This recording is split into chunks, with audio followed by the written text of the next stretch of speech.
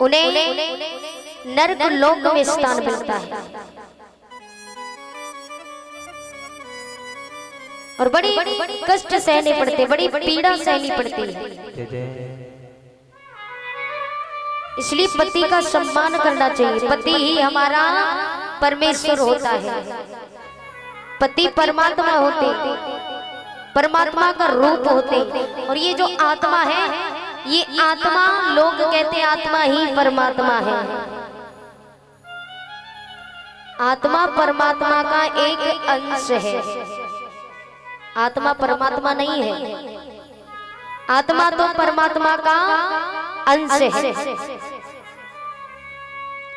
इसलिए हमेशा पति का सम्मान करना चाहिए, पति को इज्जत देनी चाहिए। और कुछ पत्नियां तो ऐसी होती है तो जो सुबह उठी, सुबह से लेकर शाम तक पति पर ये काम करवाना, वो काम करवाना, नहीं किया तो गालियां देना प्रारंभ। पहली बात तो लड़ती है, लड़ाई झगड़ा करना, लड़ना झगड़ना, सारा दिन खराब हो जाता है। लेकिन इसी जिह्वा से, जिह्वा तो एक ही है, यानी कि जीव एक ही है। इसी जिह्वा से यदि पवित्र शब्दों को निकालो, सारा दिन बड़ा अच्छा बीतता है। सुबह से लेकर के मुंह से गालियां निकालना प्रारंभ कर देती है। इन्हीं गालियों से पूरी जिह्वा अपवित्र हो जाती है। सुबह से लेकर के शाम तक पति के लिए चैन नहीं, गालियां देना, मारना पति को, यहाँ तक कि पति से तू तड़ाका और करती। आजकल की नई नई बहुएं, बताइए माता जी, सत्य बात है, पति को कुछ नहीं समझती। आजकल की पत्नियां अपने पति पर हुकूमत चलाने लगी हैं। पति को अपने कब्जे में कर लिया है, बात मानना तो दूर की बात। भाई उल्टा जमाना आ गया है। एक सेठ जी थे, सेठ जी हमसे मिले, जाकर के पूछा, बड़े प्रसन्न थे। हमने कहा सेठ जी क्या बात है भाई, प्रसन्न क्यों इतने? और मैंने अभी देखा कि बाहर आपकी एक दुकान है, दुकान चलाने वाली, तो बाहर आपकी एक दुकान है, उस दुकान पर आपको बैठना चाहिए, लेकिन बैठी आपकी पत्नी है और आप यहाँ चाय बना रहे हो। पतिदेव ने कहा, भाई महाराज जी जमाना उल्टा आ गया है, जमाना बड़ा उल्टा आ गया है। और मैं वैसे भी बहुत खुश हूँ, जानती हूँ क्यों? क्योंकि जो मेरा कार्य था वो मेरी पत्नी ने ले लिया है। बाहर का काम जो भी है वो पत्नियों ने ले लिया। सब्जी ले जाए तो पत्नी जाए, रिश्तेदारी में तो सबसे पहले जाने की ठान ली, दुकान चलाना तो पत्नियों का काम हो गया। दुकान आजकल पत्नियां चलाने लगी हैं। और काम किसका है दुकान चलाने का? आदमी का। क्योंकि दुकान पे तरह तरह के पुरुष आते हैं, कोई शराबी आता है, कोई जुआरी आता है, कोई पढ़ा लिखा आता है, कोई अनपढ़ आता है, कोई पागल आता है, कोई विद्वान आता है। अनंत प्रकार के पुरुष दुकान पर आते हैं सौदा खरीदने के लिए। और बुरी नजर से देखते हैं। पत्नियां जो होती है वो घर की लक्ष्मी होती है, वो दहलीज के अंदर ही शोभा देती है, ना कि घर के बाहर। और हाँ, वो बात दूसरी है कि घर का काम करना, खेतों पे जाओ, तो ये भी एक कार्य है, कार्य को करना चाहिए। लेकिन यदि पति घर में चाय बनाए और पत्नी दुकान चला, तो ये कहाँ का धर्म है भाई? काम करो तो वो दूसरी बात है। बोले मैं सुबह उठता हूँ और मेरी पत्नी है वो उठती है 8 बजे, और मैं सुबह उठता हूँ, सुबह उठ के चाय बना के पत्नी को देता हूँ, झाड़ू लगाता हूँ, बर्तन साफ करता हूँ, भोजन बनाता हूँ। और मेरी पत्नी उठ करके सबसे पहले चाय वगैरह पीने के बाद दुकान पे बैठ जाती है और भोजन किया फिर दुकान पे बैठ गई, शाम को उठती है। तो भाई मैं बड़े आराम में हूँ। पता है क्यों? मैंने कहा क्यों?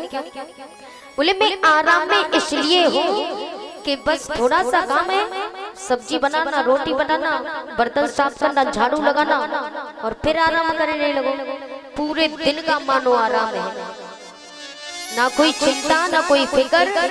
और यहाँ तक कि उसने तो कह दिया तुम्हें कुछ चिंता करने की कोई जरूरत नहीं है, बच्चे हैं, बच्चों की शादी मैं करूंगी। ऐसा कहती है बीवियां, और मैंने देखा भी है अपनी आंखों से, इसलिए ये बात कह रही है। तो पति पर अपनी हुकूमत चलाती है वही, और पति ने नहीं माना तो घर में इसी बात का दंगल शुरू हो गया, लड़ाई झगड़ा शुरू हो गया।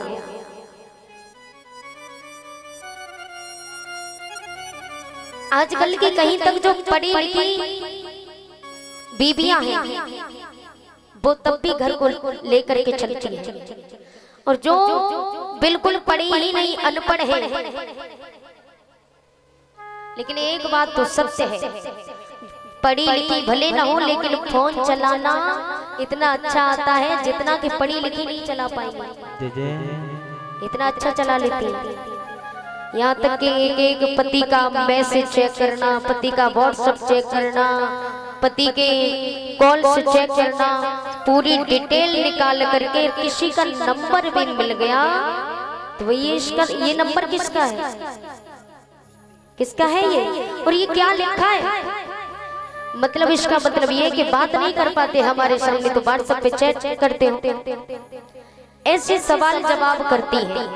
अगर पति कहे भी, मैंने अपनी आंखों से देखा है इसलिए बता रही हूँ आपको, यहाँ तक कि कोई मैसेज आ जाए तो मैसेज आ जाए कंपनी की तरफ से, तो पढ़ी लिखी तो है नहीं, वो कहती है हाँ आ गया मैसेज, जाइए कीजिए बात, एक अंत में जाके मैसेज आया है। पति कहेगा भाई ये कंपनी का मैसेज है कि नहीं, हमें पागल बनाते हो, पढ़ना नहीं जानते इसलिए पागल बनाते हो, बेवकूफ बनाते हो। पूरे घर में मानो पूरे घर को सर पे उठा के रख लेती है, इतना दंगल करके फेंक देती है।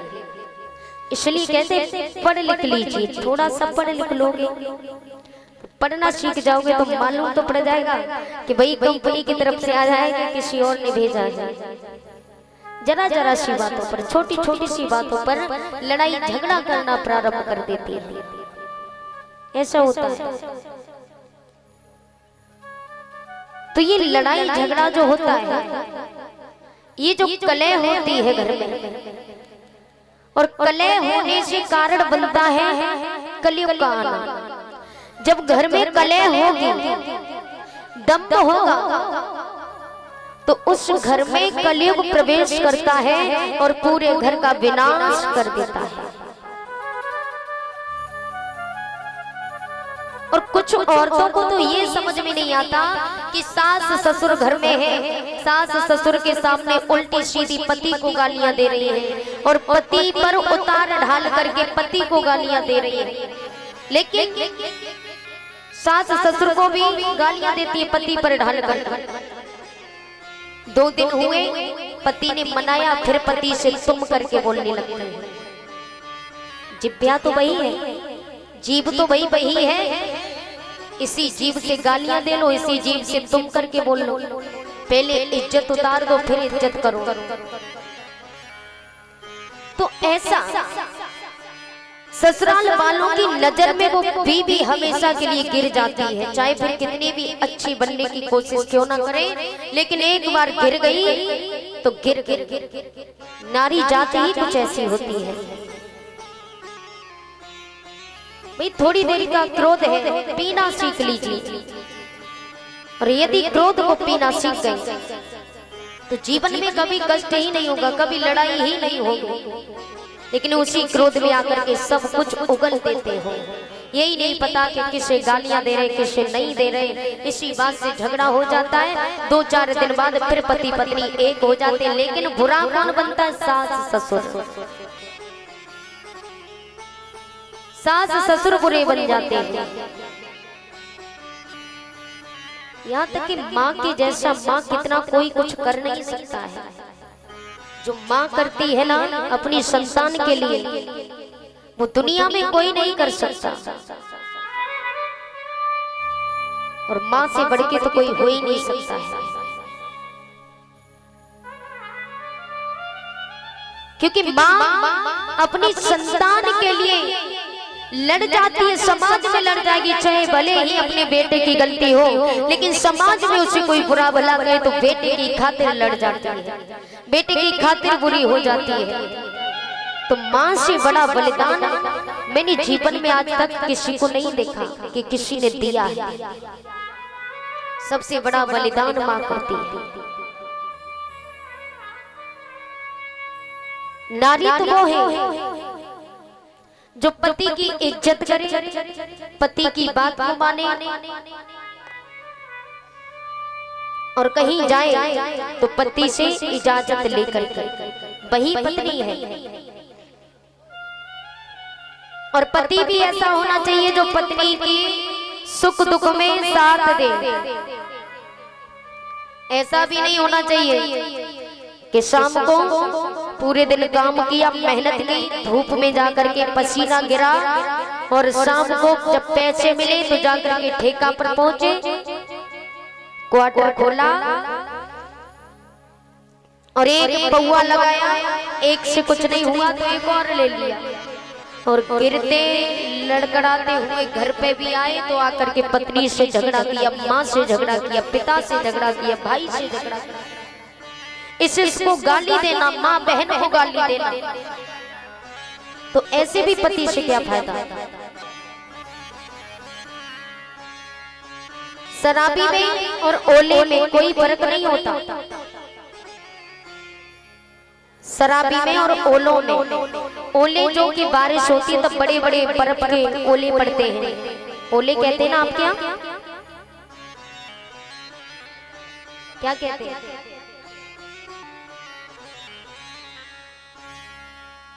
सुनाई नहीं दे रहा है। क्या कहते हैं माता जी आपके बिहार में?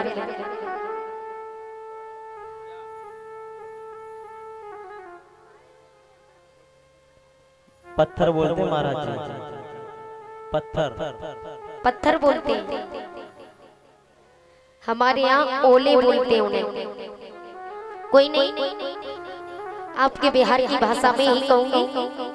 जो पत्थर पड़ते हैं ना, ओले पत्थर, हमारी भाषा में ओले हुए, आपकी भाषा में पत्थर। तो बारिश होती है तो वो ओले पड़ते हैं। तो पत्थर में और शराबी में कोई फर्क नहीं है, दोनों को एक समान मान। शराबी जो होता है वो खुद भी बर्बाद होता है, घर वालों को भी बर्बाद कर देता है। क्योंकि दारू पीने से लीवर खराब होता है, फेफड़े गलने लगते हैं, और धीरे धीरे शरीर भी काम करना छोड़ देता है। और यहाँ तक कि घर वालों का भी दिमाग खराब होता है, क्योंकि रोजाना दारू पीना, लड़ाई झगड़ा करना, पत्नी को मारना, बच्चों को मारना, घर में किसी चीज की पूर्ति न करना, ये बर्बादी नहीं तो क्या है? तो शराबी खुद तो बर्बाद होता है, साथ में घर वालों को भी बर्बाद कर देता है। इसी प्रकार से ओले होते हैं। यदि ओले किसी फसल पर पड़ गए, फसल पर पड़ने पर तो खुद तो बर्बाद होते, खुद तो नष्ट होते, धीरे धीरे घुल जाते ना, धीरे धीरे ओले खुद तो नष्ट होते, लेकिन साथ में फसल को भी नष्ट कर देते हैं। तो ओले की तरह मत बनिए और ना ही शराबियों की तरह बनिए। और शराबी को तो वैसे भी हर सब कुछ पता होता है कि पीने वाले को पता है और कैसे पिलाई जाती है, और ढक्कन खोलने से पहले बोतल हिलाई जाती है। इसलिए पति पत्नी जीवन की गाड़ी के दो पहिए होते हैं। जैसे कि साइकिल होती है तो साइकिल में दो पहिए होते हैं। आगे वाला पहिया पंचर हो जाए तो फिर भी पीछे वाला चलता रहता है थोड़ा थोड़ा। पीछे वाला खराब हो जाए तो आगे वाला खींच करके ले जाता है। और यदि उस गाड़ी के दोनों पहिए ही खराब हो जाए, दोनों पंचर हो जाए, तो क्या गाड़ी चल सकती है? नहीं चल सकती। इसलिए यदि एक पहिया खराब हो जाए तो दूसरे को सही रहना चाहिए। अब ये नहीं कि दोनों गर्म पड़ जाए आग की तरह, पत्नी भी गर्म पति भी गर्म, तो वहां क्या होगा बताइए? फाल्ट तो होगा ही होगा, क्योंकि दोनों तरफ जब लाइट ज्यादा ओवर पड़ती है ना, दोनों तरफ लाइट ओवर पड़ने पर फाल्ट हो जाता है। उसी प्रकार से पति पत्नी को ठंडा रहना चाहिए। अगर पति गर्म है तो पत्नी को ठंडा होना चाहिए, पत्नी गर्म है तो पति को ठंडा होना चाहिए। ऐसे गृहस्थी चलती है। तो जब धुंधली थी तो धुंधली अपने पति से घृणा करती थी, प्रेम नहीं करती थी। अपने पति को लाते मारती थी, गालियां देती थी।